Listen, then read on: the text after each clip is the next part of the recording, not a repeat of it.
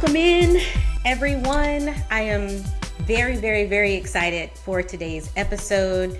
Welcome to Grief in the Raw with me, Kelli Holloway. I am joined by a very, very special guest today, Mr. Jeffery Smith, stand up Raleigh, North Carolina. Welcome, Jeff. What's going on, Kel? Thank you for having me. Yes. Listen, y'all, we've got some really good things to get to in this Behind the Music episode. Before we do, though, I want to make sure to properly introduce Jeff. So I'm going to read what's been given to me as his bio, but there's some stuff he left out of his bio that I might add. Okay. So y'all, Jeff Smith is a proud husband and father of 3. His primary occupation is that of being a dad, but he also owns an interstate moving company called RDU Delivered. He coaches, he trains and plays basketball, composes music, and restores cars.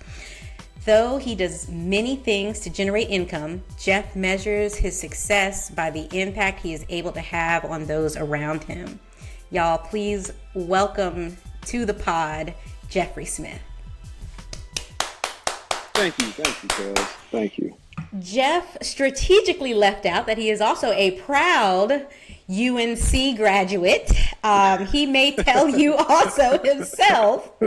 For some reason, Jeff, is UNC who you pull for though with basketball? I know. Can we go there for a sec? Yeah, we can go there for a second. You love UNC, okay?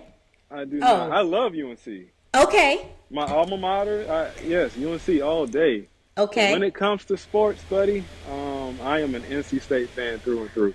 I don't understand. Listen, make it make sense. We're from Raleigh. Uh-huh. You know, I was born about 5 minutes from where NC State plays. Uh-huh. I had a home team, and then there was this good team, about 30 miles away. And even though it took a lot of grit and determination to stick with the home team, I stuck with the home team. They're my guys. Sorry. As my kids say, baby, sorry, not sorry. That's a tough pill to swallow, but I felt as though the people needed to know where you stood. Okay, so thank you for allowing us to talk about that piece of a really important piece of the puzzle there. So that's me. That is me. Where we always like to start on the pod is the grief scale. And so if you've been listening for a while to the pod, you know that I always like to level set our discussion with where are you on the grief scale. So 1 is not affected by grief at all today. You're feeling light, you're feeling airy, you can do all the things. 10 is you're feeling very heavy, very underneath grief, and it's hard to move. So on a scale from 1 to 10, Jeff, tell me, what's your grief scale today? Well, Kelli, time, prayer, and faith heals. And it has been over 26 years since I lost my sister. And thankfully, I'm at a 1. I'm at a 1. I have a lot of understanding that I did not have in the past. And all I can say is God is good. So that's where I am today. I love that. And I love that you're going to be able to share this perspective and that light and airy 1. I want us all to get there, right? And it's a day-by-day walk. So thank you for reminding me of that. I'm also challenging our listeners, our viewers, to do some self-reflection to begin with. Where are you on your grief scale today? So are you at a 1 like Jeff? Are you at a 10? Wherever you are, own it, tap into it. Use that to fuel the decisions and how you move throughout the day today, how you listen to this discussion, regardless if you're at a 1 or you're at a 10. We hope that it is a blessing to you. But doing that practice of self-reflection, of knowing where you are on the grief scale, is going to help us, help ourselves and help others. All right. So, Kelli, where are you on your grief scale today? Thank you for asking. I'm heavier than usual, actually, because I got news last night that one of the matriarchs of my family passed, unfortunately, my Aunt Mary. She was 96 years old, Irwin, North Carolina, or Dunn, North Carolina, if anyone's familiar. So please keep our family in your thoughts and your prayers. And so she actually is the first member of my family who has passed since my mom. So there's this feeling of, well, thank God that it's been about 2 years since we've lost someone. But then there's also a heaviness for me because all of those feelings of when mom left are kind of rushing back. And this morning when I woke the girls up, Mike and I have been making a point of if something adverse happens or if someone passes away, like we're gonna go ahead and tell them. We're gonna go ahead and have that conversation. So when I woke Zoe up this morning and I said to her, I said, baby, my Aunt Mary passed away, and she knew that she had been sick, and she just hugged me and she said, I'm sorry, Mom. And then she said, did I know her? And I'm so glad that God gave me the words in that moment, because I said, well, baby, you didn't know her, but you knew her love. And she said, oh, okay, I get it, because she loved Aunt Lossie, because this is my great aunt. She loved Aunt Lossie, who is also my great aunt, and Aunt Lossie loved Aunt Beth, who is my aunt, and Aunt Beth loved Nana, who is my mom, and Nana loved us. And I said, yep, that's exactly how it works. Her love covers us always. So you may not have known her, but you know her love. And so she just said, Mom, I'm so sorry. And my baby is 6. So we're building that grief acronym for sure. So yeah, I'm at about a 7. Thank you for asking. You're welcome. And I'm sorry to hear that. We'll definitely be praying for you through that. Thank you.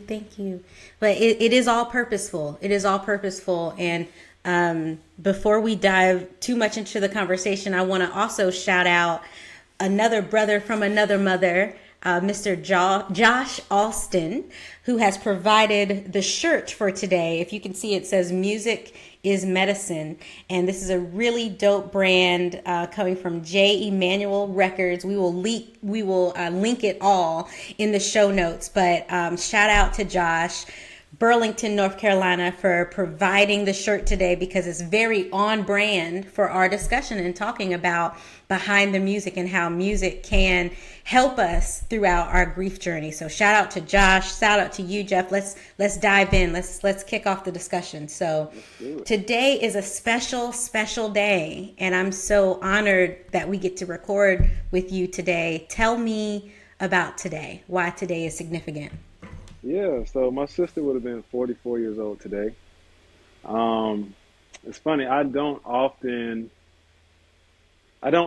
go back to certain days, and I understand that she's not here, and I understand that she's outside of time. So I don't come back to her on certain days at this point in my life. But it's still special. I always know August 16th. I always know August 16th. I'm a numbers guy. I'm one of 6 kids. All of my brothers and my sister were born in July and August, all 7s and 8s. Wow. I was born on 7/8/87. I was 7 pounds 8 ounces. The list goes Whoa. on. The list goes on and on. But my sister's birthday is special. And being a musician, I have a thing with numbers and patterns and things I see in numbers. But my sister was born on 8/16/80, and 8 is an infinite number. I mean, it's the infinity sign. And it always helped me know that she hasn't gone anywhere. She's not going anywhere. I'm going to see her again. So understanding it through that lens has helped me a lot. Just how I visualize the world, and understanding why God put different things in my mental capacity and applying them to overcoming certain situations has definitely helped a lot. Jeff, could you share your sister's name with us, and also how is she a part of your grief journey? And I hope I'm not being insensitive with asking you, how did you lose her? Not at all. Not at all. So my sister's name was Courtney Renee Smith.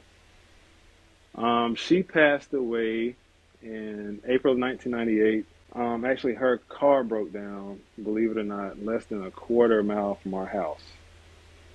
And she was walking home and she was struck by a car. So let's fast forward about 2 weeks before that, Kels. We were in DARE class in elementary school, and the DARE officer at the time, Miss Officer Myers, was explaining to us how to walk home if you were, walking on the street. Explaining to walk on the left side of the road so you can see the oncoming traffic and everything. I came home that day, and Courtney was a senior in high school, so she'd be home when we got home. And my sister was a jokester, man. She's just like, Kelly, you're familiar with my family. We joke and we pick Yeah. a lot, but it's all out of love. But I came in, I was excited about the day. I was like, Courtney, guess what? Guess what we learned in DARE today? And she just jokingly was like, I'm not trying to hear what you're talking about. And I kind of went into my little shell, and I went back to the room, and she came and checked on me like maybe 10 minutes later. I was like, what were you going to tell me? Why are you acting like that? And I was like, nothing. In my feelings, nothing. And even though I wasn't holding a grudge, I never went back and told her what I learned that day. I never told her that if something happened, walk on the left side of the road. So literally, Kels, 2-3 weeks later, we're at Sunday dinner, sitting, eating. It's about 7:30 or so, starting to get dark, but not dark yet. And we hear all these sirens outside of the house. It's like they're going back and forth and back and forth. And, we walked to the window a couple of times trying to figure out what's going on. And then finally we see a bunch of them like outside of our house. And soon after, one of my sister's friends walks to the door. She's knocking on the door hard. My mom opens the door, and she's like, Miss Smith, it's Courtney. She's hurt. She's hurt very bad. And I will never forget that feeling. I actually went, and by my back door, I was so upset, I kicked a hole in the wall. And that hole was there, Kels, like, it seems like that hole was there forever. And it was just, it was a reminder. It was just a constant reminder. So I had a lot of stuff to deal with. Everybody always has a different grief experience. But I definitely had a different grief experience. And my family didn't know exactly, they didn't know that. There was one session where we were doing some counseling, and the counselor was saying, is there anybody here that feels like it was your fault? That's one of the things they go through. Does anybody feel like it was your fault? And I raised my hand. I was like, yes. And I started to say it, but I didn't say it. And it was kind of brushed off. Like, no, Jeffrey, no, there's no way it's your fault. And from then on, I didn't revisit the topic until it was senior year. Or after senior year, we were at a party, and my youngest brother, Cameron, and my brother next to me, Jeremy, we were in a car, and some stuff was going on. Of course, at that time in our lives, alcohol was involved, and all these emotions just started hitting me. This is 11 years afterwards. All these emotions just started hitting me, and I told him what happened. So yeah, 11 years I held that in from my family. But like I said, I do not regret how things played out. Of course I would love to still have her here with me, of course. But I have more understanding. I'm not going to say I understand exactly why, but I have more understanding of why it played out that way. That's right. And it's just led me to be somebody that's going to voice up what I'm feeling, no matter what. If I need to tell you something, I'm going to tell you what's on my mind. So. Thank you. I'm trying to keep it together myself. Thank you for sharing that, and thank you for sharing Courtney with us. And I'm even marinating on the fact that I've known you for years, right? Like I knew you from Raleigh, Garner, and then college, and years for, so what is this? Almost, I want to age us 20 almost years ish. Yeah. However, I've never known that. I've always known Jeff lost his sister young, but I didn't take the time to ask, didn't know how to Hmm. engage or ask. And I think that that's one of the reasons why we're doing what we're doing, and we're shining a light on making space for people who are grieving, for friends who are grieving. So number one, I apologize for never asking that, but also having recognition that maybe that wasn't my place, or maybe as time goes on, and learning as our relationship evolves when to ask those questions. So Yeah. however I can be a friend to you now, but I'm interested, through high school, through college, did you talk about your sister often? Did you allow yourself to go there? Why or why not? So as I became older, I became good at forgetting. And I realized this about myself in college. Um, I think my grief escape was trying to occupy myself with other things so I could not have to deal with the pain straightforward. So yeah, I didn't, other than in the family, I didn't talk about her much. Definitely not in like middle school. It was just too much to talk about. In high school, a little bit here and there, or as I started to feel like I was not getting over it, but doing better with the grief, I would talk about it more. But of course, like I said, never from that realm. Just about losing who was I considered my best friend. My sister was like my best friend. Hmm. Um, to the point that I would literally, when I was like 8, 9 years old, I would sit in my bed and cry thinking about what would happen if my sister or my mom passed away. Hmm. Um, so yeah, it hit me hard, man. It hit me really hard. But I just didn't. Some days I would feel like I was good. Some days I would feel like, if I was really dealing with something, I didn't want to be a burden to somebody else. If I felt like other people in my family were dealing with it better, I didn't want to just go and bring up Courtney, you know, Hmm. because I mean it was just tough. That was my mom's only daughter. Hmm. Um, And my mom, man, I have to give the biggest. I couldn't. I would have to have about a year's worth of podcasts to summarize my mom and how she shaped us. Hmm. Like she didn't, man. When I say a woman of true faith, unwavering faith, that did not allow us to take ourselves where we could have been taken. Hmm. Starting with forgiveness. So she never tried to blame the lady that hit my sister. Hmm. Even though it wasn't quite dark and she felt, I mean, everybody knew there are things that should have kind of been done to avoid it. She tried to meet with her. She talked to her and let her know that she fully forgave her. She she never let us, even when we would start to try to talk about something, regarding her, she'd be like, "No, we're not going to do that. It's not her fault. It was God's plan." Hmm. So, man, just like I said, I would need I would need a lot of wind space to summarize my mom and how she dealt with it. But she even went to a place where, even as hurt as I knew my mom was, she wouldn't let us see her grieve. Like I think she saw, within the first week or so after Courtney's death, I remember her looking at me, looking at her when she was weeping, and it was like I could see it click in her, like I can't let him see me like this, or Hmm. I can't let them see me like this. So, So that brings up a good. Let's stay there for a minute, because I'm interested. Being a black male and processing grief, most times grief on display, right?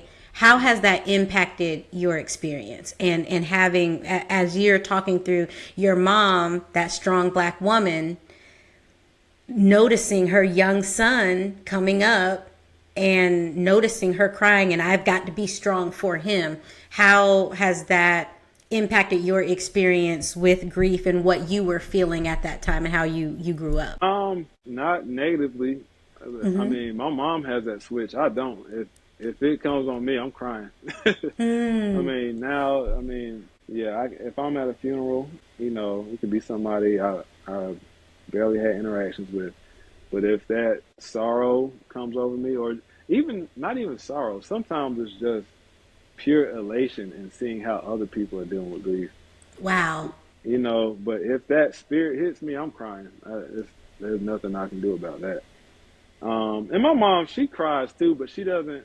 It takes a lot for her to cry in a Mm-hmm. grief space, and I don't think it's not from like a hardened point. Maybe I probably miscategorized that a bit. It's not from a hardened place with her.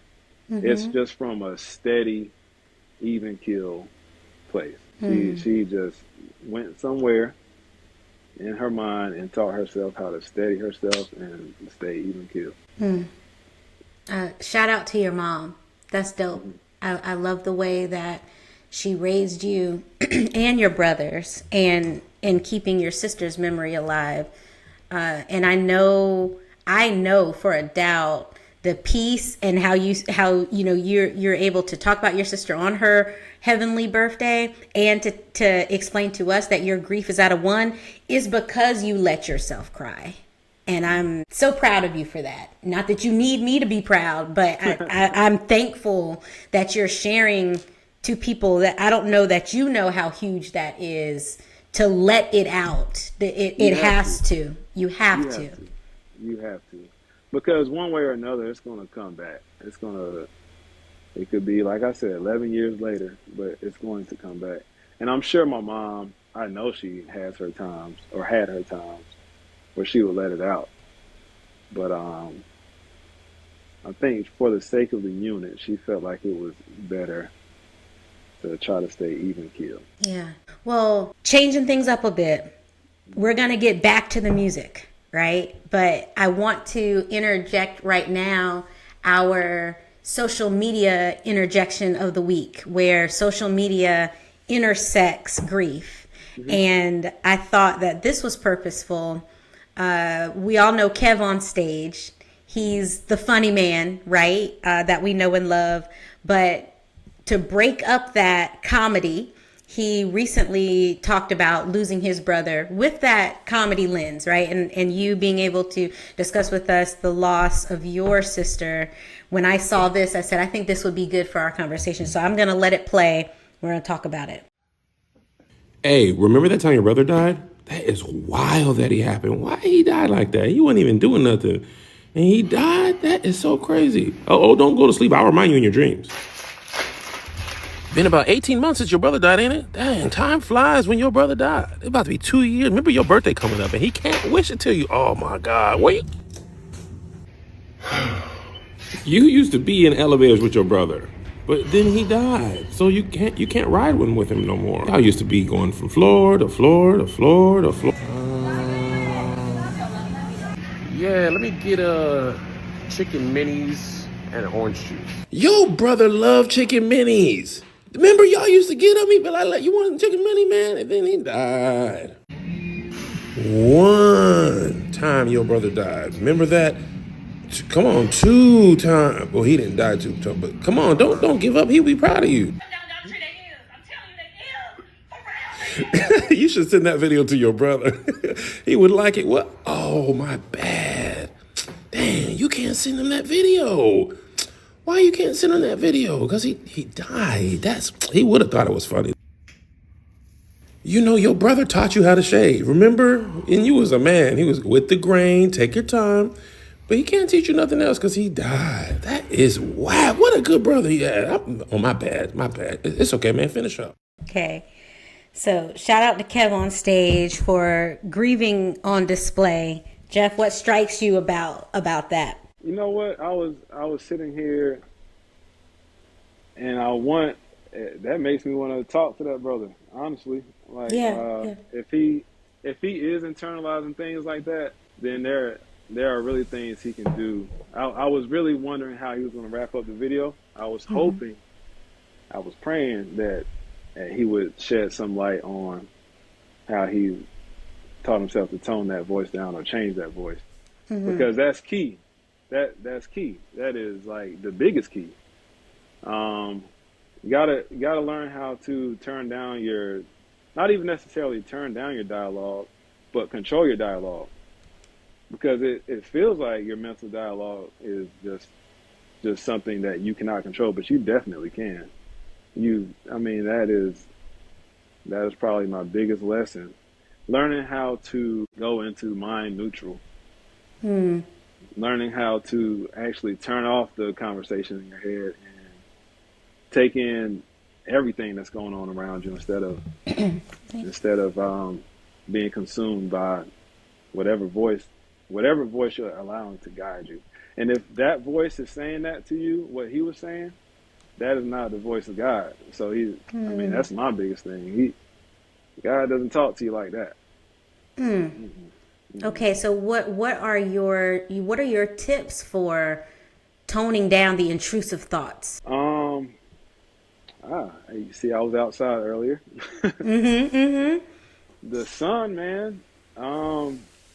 And it's funny, as Christians, we're so scared of the sun, right? You know, it's so tied to paganism and all these scary things as Christians.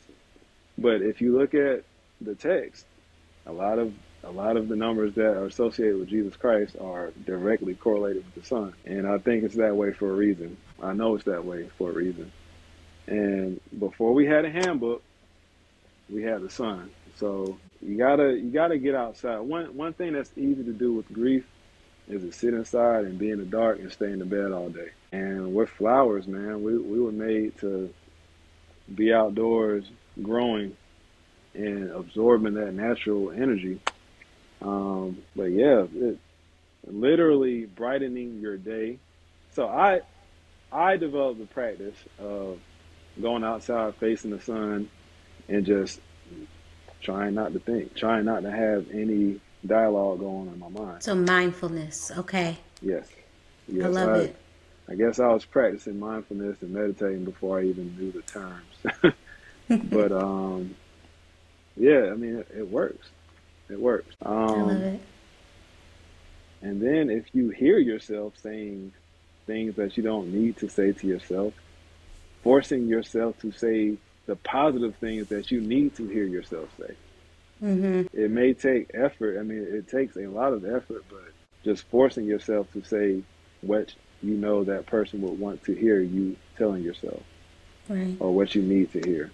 Yeah, and in hearing you explain that those intrusive thoughts are not of God, then replacing it with the truth, right? So if the intrusive thought is the lie, what is the truth? What are you replacing it with? I love how you've reshaped that. And yes. So and the Bible, Proverbs, man, Proverbs and Psalms. I mean, for starters, but just the Bible in general. Looking up books in the Bible or passages in the Bible that deal with grief. Yeah. And definitely Job. For the listeners that aren't familiar with Job lost everyone and everything in his family. And in that moment, he practiced gratitude. He dropped down on his face and he thanked God for everything that he ever had. And eventually, his family was restored and his life was restored. But anxiety cannot do anything with gratitude, ever. And I do want you to share those scriptures with me, and we will include it in the show notes as well. Okay. So folks have a reference point. So I don't want to get too much farther without talking about behind the music, right? Because I love that we're talking in all these different directions because it's all related, right? It's all related to grief. One of the reasons why we even said to ourselves, we should just get on the pod and talk about this is because, for those that do not know, Jeffrey Smith is the curator of the soundtrack that you hear for this pod. So I came to Jeff with this idea months ago and was like, Jeff, I think I want to start a podcast and I want it to be about grief. And I told him the rationale and the purpose and all of that. And I said, bottom line, I want you to create the music for it. And I want you to take us back to that call, Jeff. When I called you, what did you think? Tell us how you responded. I know, but they don't. When I told you this crazy idea of being on a podcast called Grief in the Raw, and then I wanted you to do the music for the show. Oh man, I was just overcome by the fact that I am very intentional with who I allow to use my work, and well, to the point that I don't sell my beats. You're an artist, and you're sensitive about your stuff. Yes, I yeah. am. Yes. So, I mean, I know the power behind music, though, and you cannot. All right, so just to break down what I feel like selling your soul is, you can't. Music comes from the soul. We were passed down this soul music that originated from our ancestors having this deep, unbearable mourning while they were on fields working unwillingly, and they would hum and sing their way through it. And Go those there. melodies, Go there. man, those chords, those melodies, those drum patterns, there is a spirit in those. The Holy Spirit lives in those patterns. And for us to try to flip that into who knows what, we sold our souls. There's no other way to say it. So I can't be a part of that. I tried to be a part of that for a while, not even knowing that it was, maybe not looking at it from that context, but knowing that it just wasn't a good thing. I would give music to people that I knew were not going to talk about anything or talk about things that were the exact opposite of what I truly believed. But that stopped quickly, and since about 2010 or so, I just haven't given my music to anybody. Even though I know I could have made money, no, man. No, we're not doing that. So, yeah, for you to ask me to do this is very purposeful. And I knew it was purposeful. I knew it was the right timing because it's been on my mind and my heart to find ways to incorporate my music into spaces that will help heal people. So you blessed me with this one, Kels. I appreciate it. And you, me, my brother. Listen, when we talked about what the music, because, okay, I have to say, I am not a singer. I am not an artist. All right. But I know what I know, and I know when I hear something good. And so when I talked to Jeff about what the music for this, I said, I want it to have an upside. It's got to be grief, but it's got to have an upside. So I want it to feel like I was in like a cyclone going up. Right. And so for Jeff to be able to take that and interpret what was inside my head and produce what he produced, it was magical. We went back and forth for a while. Again, Jeff's in North Carolina. He actually flew to Texas, to Houston, Texas, so that we could, in the same room, figure out what is the right sound. And then we decided to lay some sugar on the track. Grief in the Raw is very much so related to Sugar in the Raw. And if you know your sugar in the raw has a very different sound. It's almost like a thicker, because of the molasses, because of the melanated color, it's thicker than that granulated sugar. So we're even talking about like the difference between sugar, right? And at first, Jeff, you were like, let's just pour some sand. And I was like, nope. No, that ain't gonna work. They ain't gonna work. It don't sound the same. Don't sound the same. So we actually poured sugar in the raw. I had Mike, my husband, go buy some sugar in the raw, and we poured it together, and we had like a beaker, we had a coffee mug, we had a little experiment, and we poured that sugar, and it was like, I hear it now, because the way that it was heavy and it hit the glass differently. Y'all will hear it, and it is dope. You've heard it in the beginning. We'll play it on the way out as well. So we actually poured sugar on the track, and that was dope. So I appreciate you, Jeff, for taking that idea and running with it, literally. And I wanted it to be something that you could listen to, just the music itself. You could listen to the music itself to go to that healing place. So I appreciate you for heeding the call and being a part of this project, because it curtailed into another conversation of how music is that healing space, right? So when we think about, like you were saying, those Negro spirituals, and maybe you couldn't talk about what you were going through, but you could hum, you could moan, and it's almost like you couldn't stop it from coming out, right? And so being able to identify with music and its ancestry has been really, really important to me as a part of my grief journey from my mom's transition. So even in the beginning stages of my mom getting sicker, I went to music when I couldn't really actualize what it was that I wanted to say or what I wanted to do.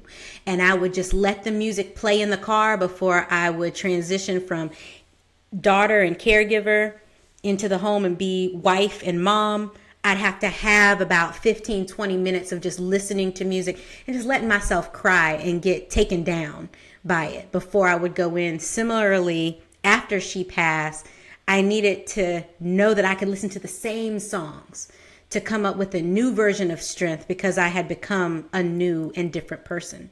And so I'm interested to hear from you as a minister of music yourself. What is the process, or how is the process different between listening to music yourself to go to that place and then creating music for others to heal? Is there a difference between those processes, and how is it different? Definitely a difference in the processes. Listening to it, I mean, initially, you don't know exactly what it's going to evoke unless there's a song that you go to that you know is going to elicit a certain response. Creating, on the other hand, for me, it was just, or has been day by day. So whatever I'm feeling that day will kind of mirror how the music sounds. And it's funny because a lot of the music I made earlier, I never realized it, but it sounds like you can hear the grief in it. I started making music when I was like 16 or so, but I mean, you could hear an undertone of sorrow in some of the music, I would say. Even with me trying to create party music, you could still hear certain tones in it. I mean, unknowingly, but yeah, I don't want to go too far into that right now. I know you've got a few other points to cover. I don't want to go too deep in that. I'll let you. Okay. So For those of you that can't see my face, I did one of those "what you talk about, Willis" type looks. So we can. You're here to talk, buddy. Talk. Speak on it. So yeah, from an intake point, especially early on in the grieving process, I could tell the difference of listening to stuff that was bringing me up as opposed to bringing me down, or taking me to a dangerous place. So like a downer song that I would hear and immediately cry to was, I believe it's, I don't know, I know the words of the song. I know it's "Your Heart Will Go On." It was on the Titanic. Okay, so the choir at Garner High School sang that song at the funeral, and they did a wonderful job. It was beautiful. But anytime, I don't care where I was. Actually, in 6th grade, we watched the Titanic, and that song came on. I had to leave the classroom. I was crying. But up until like mid high school, early high school, if I heard that song, I was going to cry. But then a comforting song was like Kirk Franklin, "It's Over Now." If I could just sit somewhere, preferably just quiet and dark, off to myself, and close my eyes and listen to that, it just felt like I was just fine. Yeah. Just at peace. And then when you're dealing with grief and the thought of death, the thing that bothers me probably the most about hip hop music and our music now is how off-putting it is towards death. Like how we minimalize, especially now, how we minimalize murder and just the ripple effect that it has, man. Each and every life. Like how it's cool to talk about killing somebody's son. You know, it just, and that within itself, when you're dealing with grief and then listening to somebody talk about death like that, it's not healthy. Can't do it. You can't do it. It's not healthy at all. So yeah, and then, like I said, on the other side of that, creating, there are times when somebody would give me a platform and say, Jeff, I want this. Like I'm trying to do this. Then I'm already going in with the mindset to create that. But then again, most of the time, 90% of the time, I was just going and trying to display how I felt that day or what I noticed in the world that day. Sometimes it'd be birds in the background. I hear a melody from a bird and I try to mimic it, you know. Yeah. I remember you telling me one time you came up with one beat and laced it all together because you saw your kids chasing a butterfly in Yeah, the man. yard. Yeah. Yeah, that song is actually called Butterfly. But yeah, just going off of the raw emotions that you feel and see through music. So I'm not trying to call myself a savant of any of any sort, but certain certain chords, certain sounds do kind of elicit colors. So yeah, just trying to give the people either give people what I feel in that moment or give people something that would um, give them a certain mood. I try to make mood music. There's also a theory that I have that I haven't shared with many, Please share. but a lot of my recent music has been made at 60 beats per minute. So whenever you're making a song, so 60 beats per minute is just a beat every second. That's the pace that the music is going on. So Okay. if it's 90 beats per minute, that song's going to be a little faster pace. If it's 120, it's going to be very fast. 60 beats per minute is just like a natural pace, right? And what I noticed was that if I breathe on pace with the music, so if I breathe in on a 4 count and then exhale on a 4 count, then guess what, Kels? At the end of that minute of listening to that music, if I had on the Apple Watch, my heart rate would be at 60 beats per minute. And And that's I where you did, want to be. right. And I conducted that experiment personally quite a few times, and it was always like between 58 and 62 beats per minute. Feel free to be a counterpart in that study. I'll show Yeah. you the exact breathing technique too, but Yes. if you're listening, I'll maybe Kelly, I can post some instructions later or Yes. a link to a Yes. short video or something like that. I love it. Please. Yeah.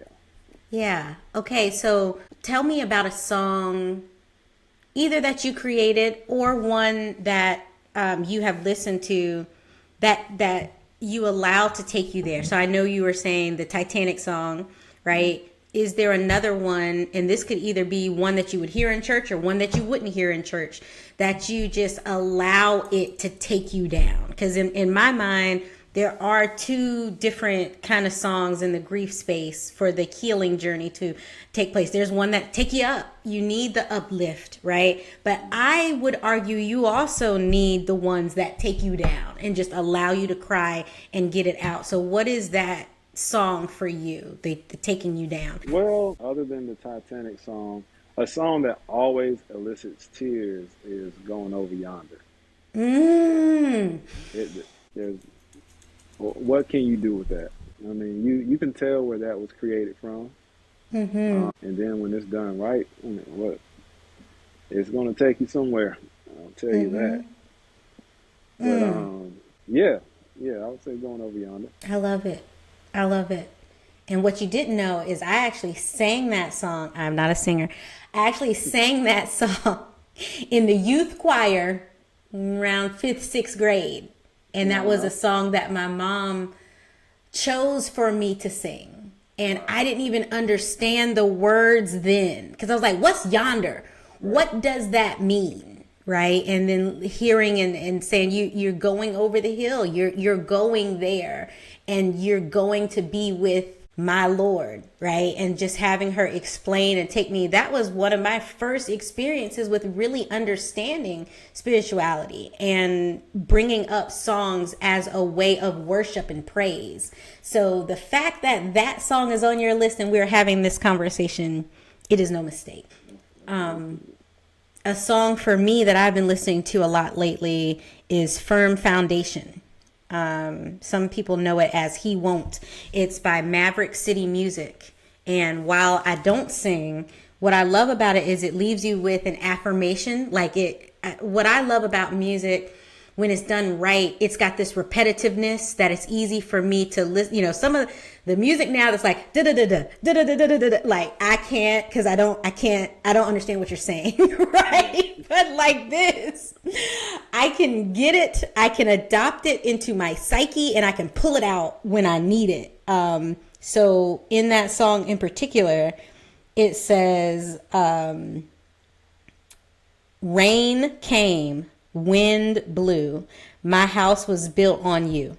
I'm safe with you. I'm going to make it through. Right. And so it's like being able to have that and almost adopt that as an affirmation. And the fact that even in the ad libs of that song, he starts to say, it tried to knock me out. It tried to shake me up. Right. But it didn't. It wasn't allowed to. And that's the coverage that God provides. Right. So like when I'm listening to that, you ever see those church mothers in the pew just rocking side to side? Like, yes, I get my rock on when I hear that song, because it's stirring up something in me. And that's the healing power of music that I think people take for granted, that sometimes you have to allow the music to stir it up in you so that it can come up and it can be addressed. Definitely. One more that I will throw out there. That's not, I guess we call it a secular song. It's not a song that you would play in church. But Yesterday by Boys to Men, that allows me to go there, because I focus, I think it's mostly a cappella, if it's not all a cappella. And so really just being able to sit with that sadness of, just yesterday, my person was here. Just yesterday, I was able to hear their voice and be with them in the physical. It was just yesterday. And now that love has been taken away. And I don't know. I don't know if that song was created over a lover or, a past relationship or what. But for me, I internalized that. I had my mother just yesterday. And so being able to marinate on that and think on that has been important for me. So the good thing about this, y'all, and a surprise for everyone, Jeff and I are going to curate and collaborate on a Spotify playlist of these griefy jams that we're discussing today. It might not be called griefy. I'm going to let Jeff have artistic autonomy over what we call it. But it's going to be all the songs that we're discussing today and others that we didn't get to today to impact, because the playlist is endless, right? But we're going to share it. It'll be on Spotify, but we're going to share the link so that you can follow along with the grief. Let the songs take you where they need to. And we want to hear from you. Which songs resonated the most? What would you change? What would you add? How would you rearrange? I think it'll be dope. It's a healing space. It's a healing space. Mm-hmm. I love it. So, yeah. All right. With the time we have left, Jeff, I've got some rapid fire questions for you. Are you ready? Let's see how my brain is firing today. Let's see. Okay. And, the purpose of this is to answer quickly without much thought. Okay? All right. Number 1, what's something that you're currently doing with your kids or wish to incorporate in the future to honor their Aunt Courtney? Wow. So my kids actually, they mention the fact that they say they miss her a lot. They see pictures at my mom's house and they say, I miss Aunt Courtney so much. And I do story time at night. The series is called Big Kid That's a Baby That's an Adult. So it's about me when I was a big kid that was a baby that was an adult. So it can be about me during any time of my life. And a lot of the stories about childhood experiences, and I gas them up or change them around. But a lot of them involve my sister. I love that. Run that back. What is it called? And when does that book come out? The Big Kid That Was a Baby That Was an Adult. Love it. Yeah. That is so special. Do something real with that. Yes. It's already real. Thank you. All right. What comes first, making a beat or writing a lyric? The beat for me. Okay. Yeah, the beat. in your opinion, what is the biggest misconception about grief? That it goes away after a couple of weeks or after the calls and everything stop. Which is why I try to call people that I know are dealing with stuff like months and weeks after the fact, because I know that's when it gets the hardest, you know. In those first couple of weeks when everybody's around and you have all that support, it's a very different experience than when you feel like you're dealing with it by yourself. So that is one thing I want listeners to be conscious of. If you know somebody that lost someone close to them, please do try to reach out periodically. That's going to bless so many people, Jeff. Thank you. Favorite college throwback song? Oh man, back when Kanye was Kanye. Man, I miss the old Kanye. Man, it's crazy because I'm not like a celebrity person. I don't really follow celebrities like that or get involved with what they have going on. But I literally pray for Kanye a lot. Okay, I know we're doing rapid fire, but we need to have this conversation real quick. Yeah. About Kanye and how that misconception of when his mom passed and then people saying he lost his mind. And I'm like, he was supposed to. He lost his mom. A lot, man.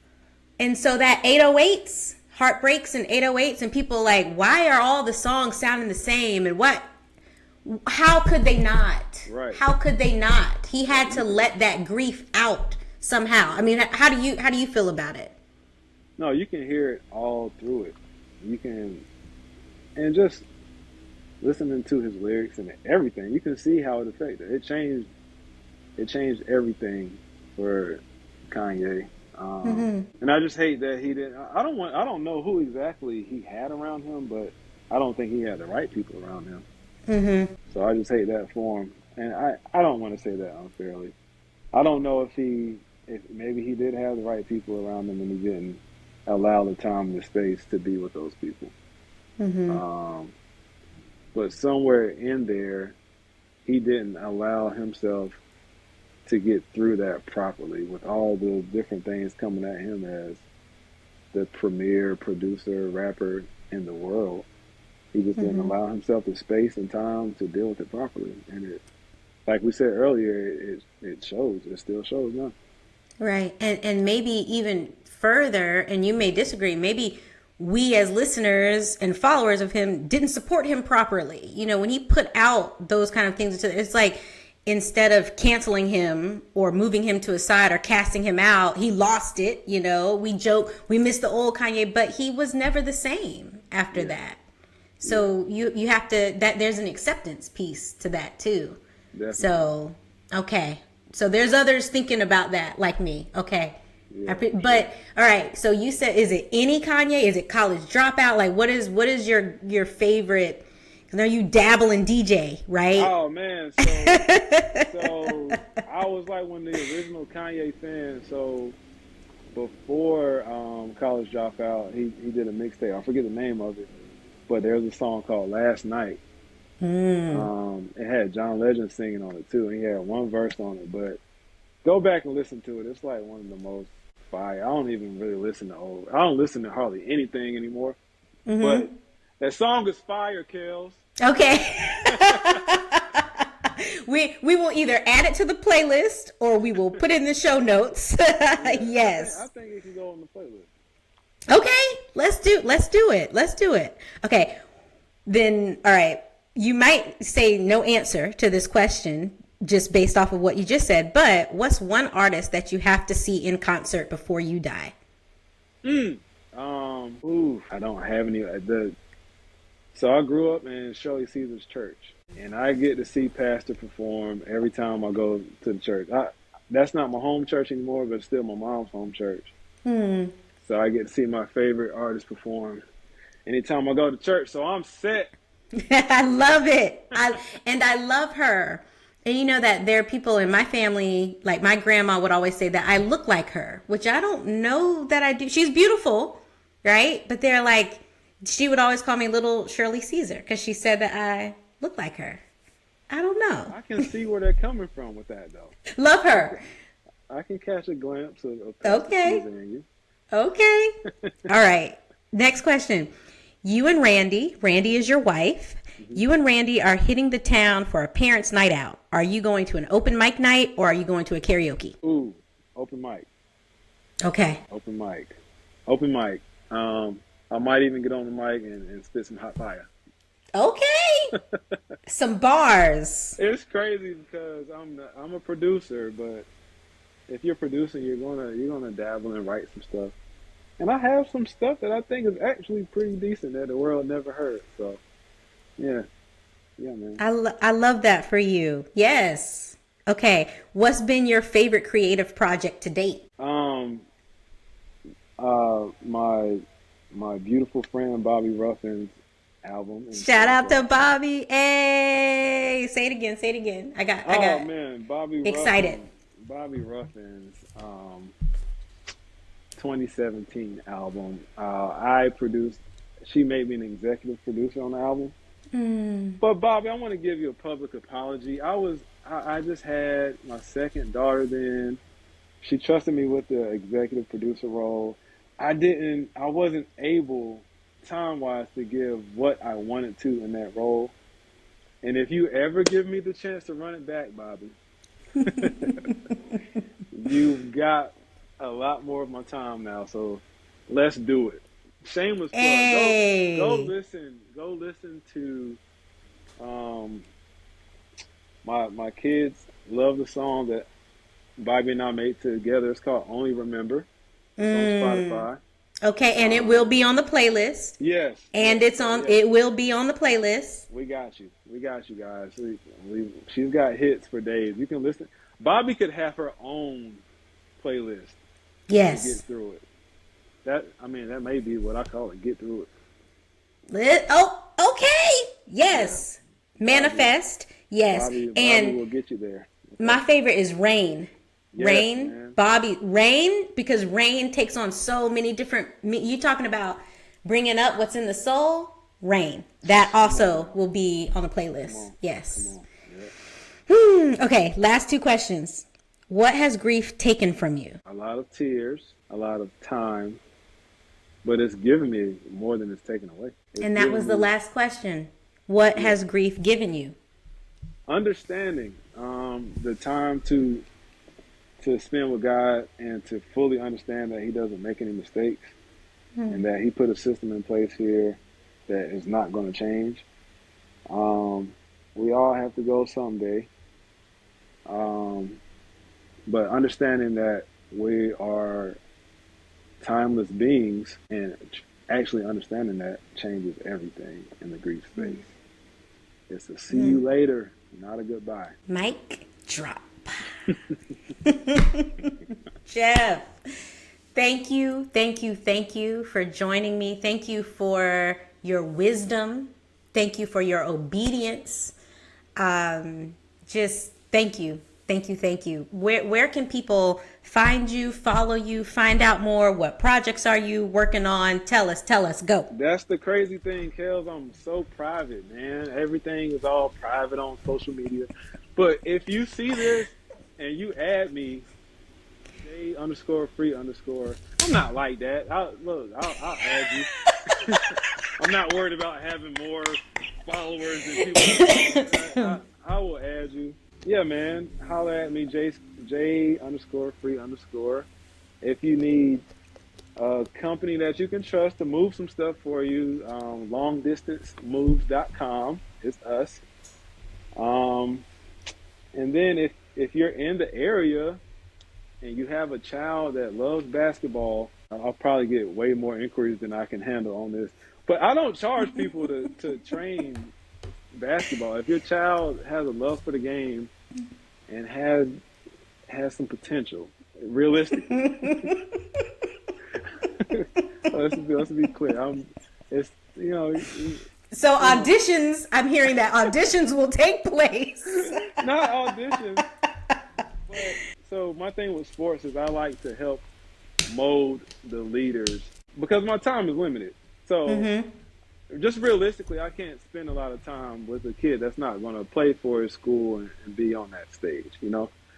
But if it's a kid that I know can go into a school and kind of help shape the atmosphere of that school, then I can put a lot of time into them mentally and physically. Because I think the athletes a lot of times are some of the most important people in a school atmosphere. So, yeah. I love that. Listen, and shout out to RDU Delivered, because when my mom moved to independent living, you all were right there in a jiffy to get her things to. My mom went from a 2-story house in downtown Raleigh to a 2-bedroom apartment, right? And so, there's a whole bunch of logistics that's involved in a move like that, but to be able to come in with the care and the sweetness that y'all put on it, it just made the whole experience even better. And then even taking it further, after my mom passed, we were only given about 48 hours to take her things out of the apartment before they would charge us for an entire next month. Now, my mother has already passed, and they're telling me you have 2 days to get your things out, which again, those are some of the fabrics of grief, and being a caregiver that people don't talk about. But so